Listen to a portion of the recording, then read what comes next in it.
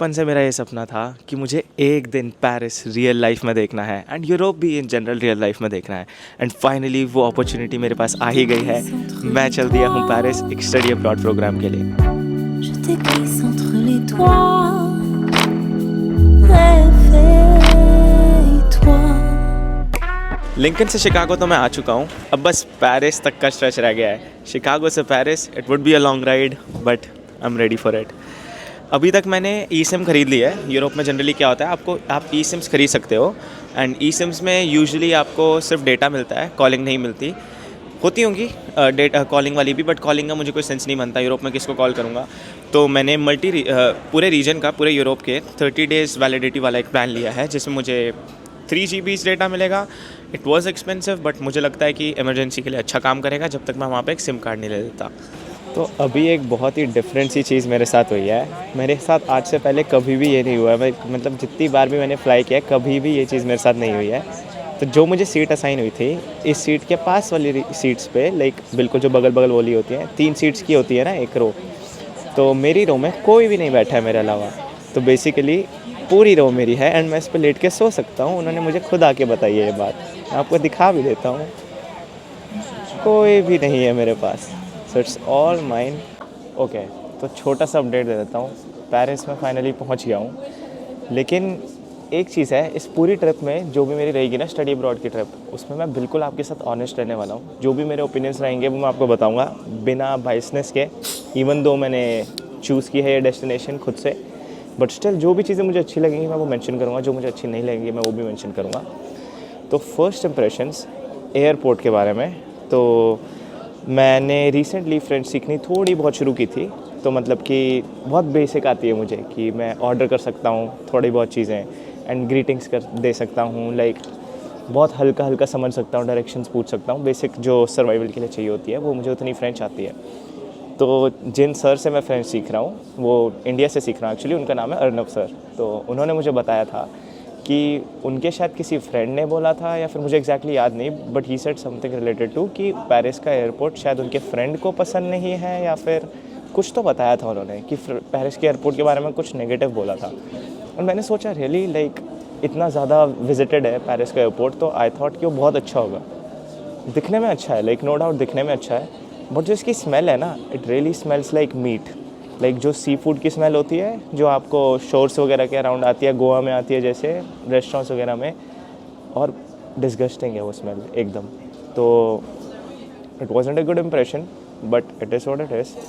और उसके बाद मेरे को बहुत ज़्यादा प्यास लग रही थी, पानी मैंने थोड़ा सा पिया, बट स्टिल मुझे थोड़ी सी हल्की सी कैफ़ीन चाहिए थी, बिकॉज़ मुझे यूएस से यहाँ आने की वजह से हल्का सा जेट लैग हो रहा है एंड उसको बीट करने के लिए मैंने थोड़ा सोचा कि कैफ़ीन इंटेक कर लेता हूँ हल्की सी।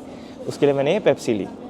अब दिक्कत ये, मैं पहुँच गया काउंटर पे, मुझे रियलाइज़ हुआ नहीं, क्योंकि आदत तो है नहीं कि वो फ्रेंच में बात करेगा। उसने फ्रेंच में बड़बड़ कुछ बोल दिया। अब जो भी मेरी प्रिपरेशन थी वो सारी ख़त्म हो गई। तो instead of ordering in French, मैंने सामने से उनसे सीधा ये पूछ लिया कि आपको इंग्लिश आती है एंड उनको इंग्लिश भी नहीं आती थी, उनको आती थी फ्रेंच या अरबिक। तो एक चीज़ तो समझ आ गई, बेसिक जो फ्रेजेस है ना वो फ्रेंच में आपको आने ही चाहिए। तो मैंने जल्दी से अपना फ़ोन खोला क्योंकि मैं पैनिक्ड था, लाइक फ़र्स्ट टाइम शायद से, इसीलिए सर ने मुझे बिल्कुल अच्छे से सिखाया हुआ है कि कैसे ऑर्डर करते हैं, बट स्टिल मुझे थोड़ा सा हेजिटेशन हुई एंड बट मैंने एट द एंड ऑर्डर कर लिया। उनको भी समझ आ गया एंड मैंने उनको अरबिक में थैंक यू बोला। तो अभी तक यही अपडेट है।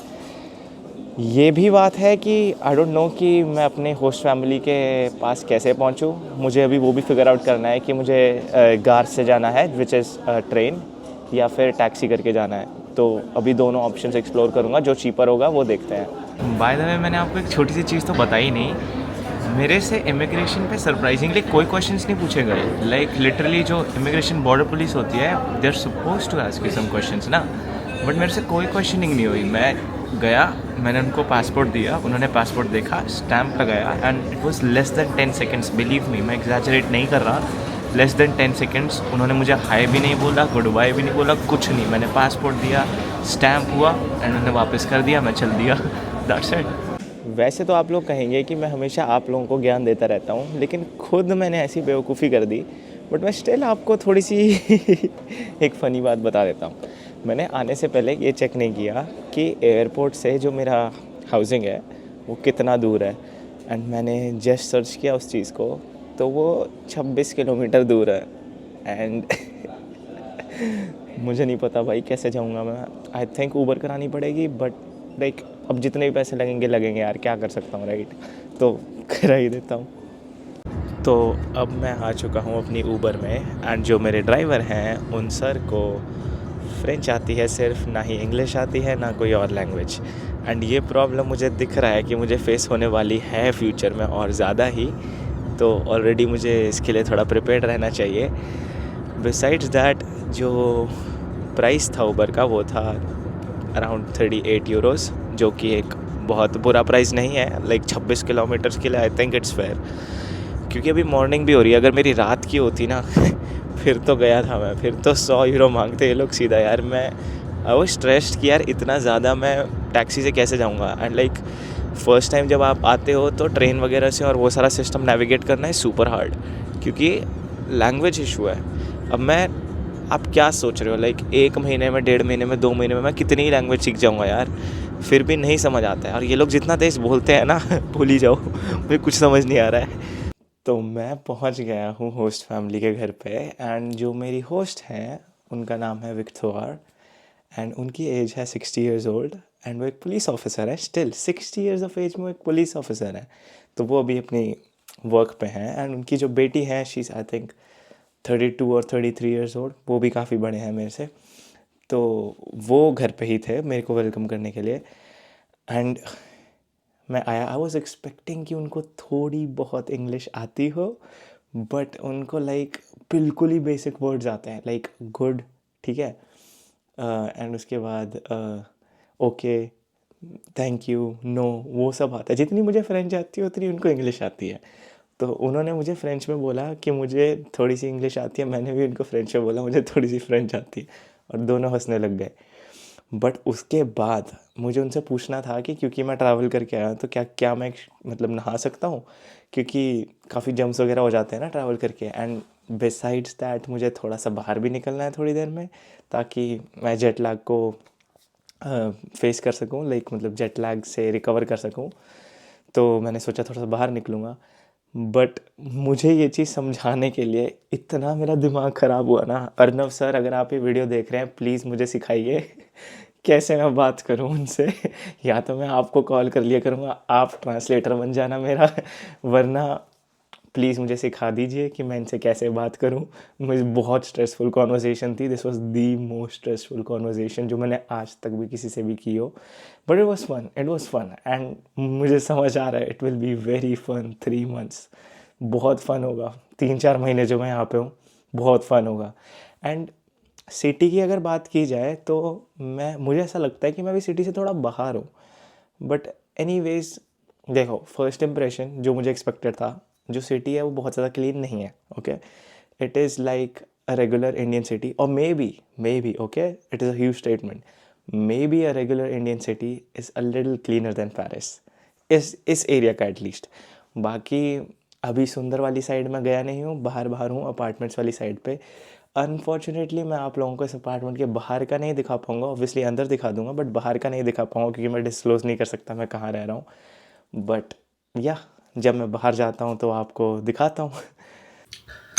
तो हुआ ऐसा था कि जेट लैग जीत गया एंड मैं सो गया था। मुझे बहुत नींद आ रही थी, मैं थक गया था। At the and I was like मेरे पास थोड़े दिन हैं तो मैं सो ही जाता हूँ, कोई बात नहीं, जेट लैग ठीक हो जाएगा थोड़े टाइम में। एंड अभी नेक्स्ट डे की सुबह है। मैं सारी रात, मतलब ऐसा नहीं कि जब मैं आया तब से अब तक सो ही रहा था, वो मैं बीच में उठा था, थोड़ा बहुत आसपास गया, मेट्रो वाला सिस्टम मैंने एक्सप्लोर किया। बट मैं कैमरा इसलिए नहीं लेके गया बिकॉज़ मुझे होस्ट फैमिली में जो डॉटर है उनकी, वो पुलिस में है एक्चुअली। तो उन्होंने मुझे बताया था कि यहाँ पे आपको बहुत केयरफुल रहना पड़ता है अपनी बिलोंगिंग्स के साथ। तो उसकी वजह से आई वाज लाइक कि पहले मैं थोड़ा एक्सप्लोर कर लेता हूँ, देख लेता हूँ कि मेट्रो वर्क कैसे करती है। मैं सिटी नहीं देखी अभी तक, मैंने कुछ एज इन लाइक ना मैं किसी सुपरमार्केट में गया हूँ, ना मैं किसी बुलंजरी में गया हूँ, कहीं नहीं गया। I was just making sure कि मुझे पता रहे कैसे फिगर आउट करना है घर पहुँचना। ऑल्दो मेरे को इंटरनेट और मैप्स की ज़रूरत हमेशा रहेगी, बट मेट्रो सिस्टम मैंने थोड़ा सा फिगर आउट कर लिया है, उसका आज कार्ड भी बनवाने जाना है मुझे। तो आज के व्लॉग में इतना ही रहेगा, बस मेरी ये जर्नी के रिलेटेड ही व्लॉग था। लेकिन नेक्स्ट व्लॉग आज सुबह से ही शुरू होगा, जस्ट मैं जब ये ब्रेकफास्ट ख़त्म करूँगा उसके बाद से ही। एंड उस व्लॉग में आपको देखने को मिलेगा कि यूएस की सुपरमार्केट्स और यहाँ की सुपरमार्केट्स में क्या डिफरेंस होता है। Even I don't know yet, but जब मैं जाऊँगा तो मुझे पता लगेगा। सुपरमार्केट के अलावा आई एम थिंकिंग कि मैं जिम भी देख के आ जाऊँ, क्योंकि यार मेरे एक्चुअली यूएस में रहते रहते पिछले 4-5 महीनों में मैंने इतना वर्क किया है, इतनी स्टडी की, इतनी स्टूडेंट ऑर्गेनाइजेशन, इंटर्नशिप, इतना सब कुछ रहा, मैंने बिल्कुल अपने शरीर का सत्यानाश कर लिया है। तो आई थिंक कि मुझे फिर से वर्कआउट करना शुरू करना चाहिए। आज के ब्लॉग को देखने के लिए thank you and see you in the next one.